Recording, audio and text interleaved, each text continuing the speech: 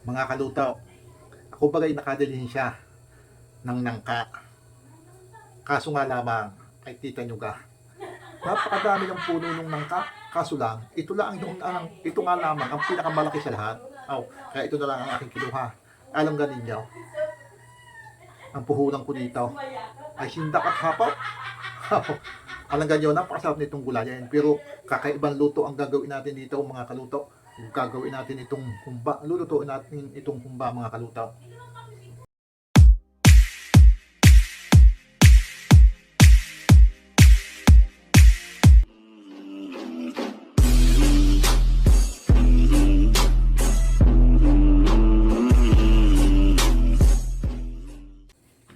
So, ayun na nga mga kaluto.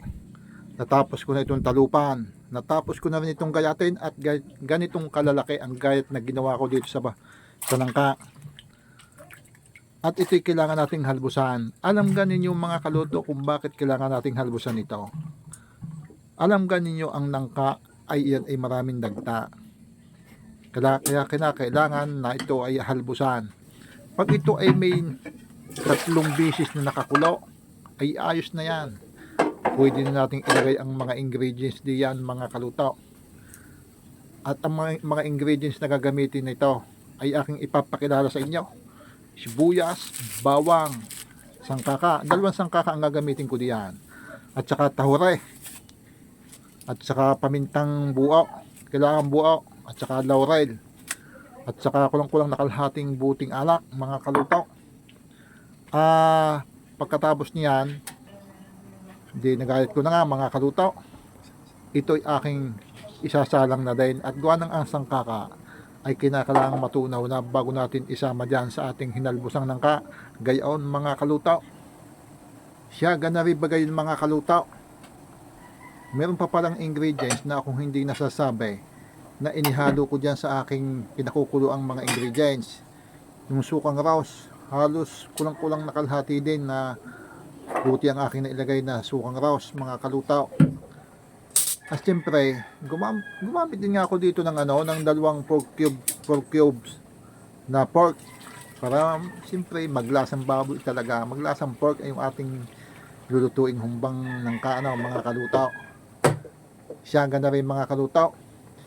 Bago matapos ang aking nilulutong aray, ganda rin muna ang sasabihin ko sa inyo. At tari ang magiging pakiusap ko sa inyo mga kalutaw. Kapag aribagang bidyong aray ay napanood ninyo, ay ari lang ang aking masasabi. Ay huwag niyong kakalimutan na i-like, i-share, di siyempre mag-comment na rin kayo para malaman natin kung saan baga naka-about ang bidyong aray. Gayon mga kalutaw. Kaya pag napanood nyo ng bidyong aray, ay di siyempre ay maraming salamat.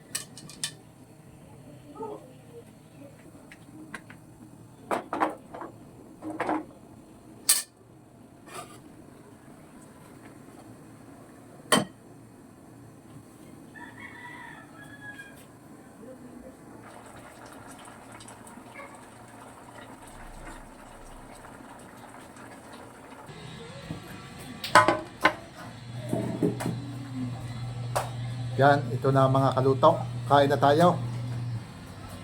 Meron ako ditong bagong luto sa nangka. Dati pag ako'y nagluluto nito, ginagatan ko, inaadobo sa gata. Pero ngayon ang luto ko dito, kakaiba mga kalutaw. Niluto ko itong humba. Ating titimusan na at ating titikman mga kalutaw kung anong lasa ba ganito. The best. Talagang panamang-panama din ang lasa mga kalutaw. Ito yung sinasabi ko Talagang pag ikay maraming alam na pagluluto ay siya. Hindi ka magugutaw mga kalutaw. Basta may lulutuin na mga Yan, kikima na.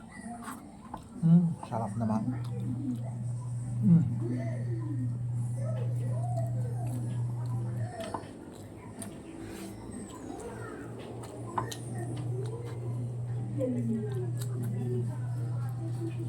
Ang mga ingredients nga pala itong mga kalutaw ay kung ano yung ginagamit sa paggawa ng pagluluto ng humbang baboy, yung pork. Yun din ang ginamit ko.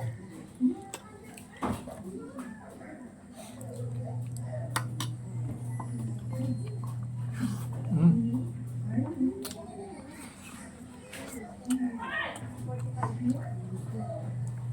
Para pala ito yung maglasang pork, ang ginawa ko, naglagay pala ako dito ng dalawang pork na cubes, mga kaluto.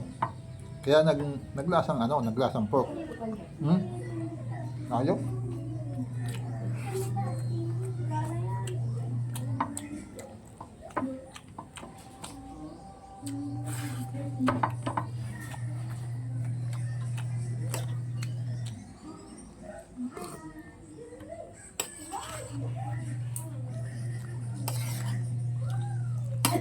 Hindi ko kayang ubusin pala ang isang tagayang ito. May nakakaumay pala ito.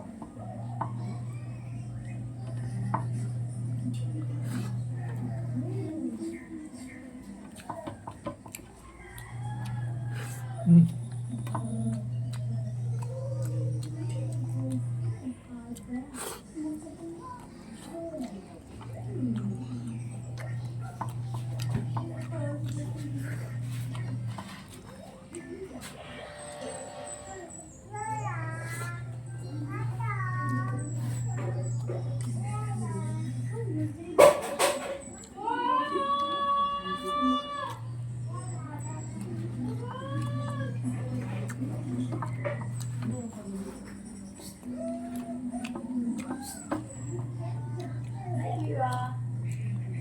Mira.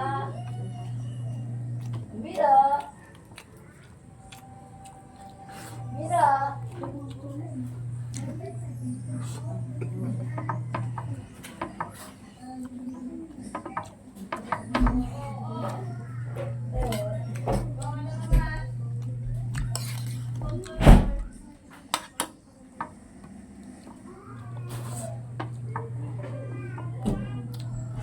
Mm.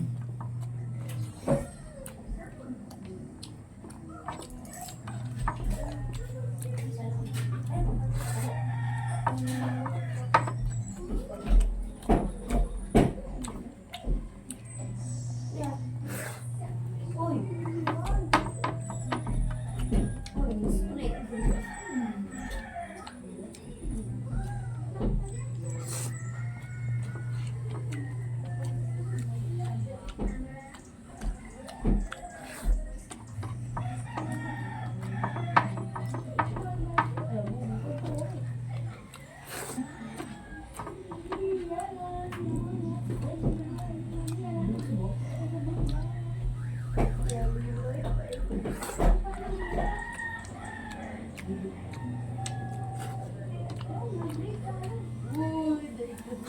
Ano okay nga mga kaluto. Sino? Ang dami lamok.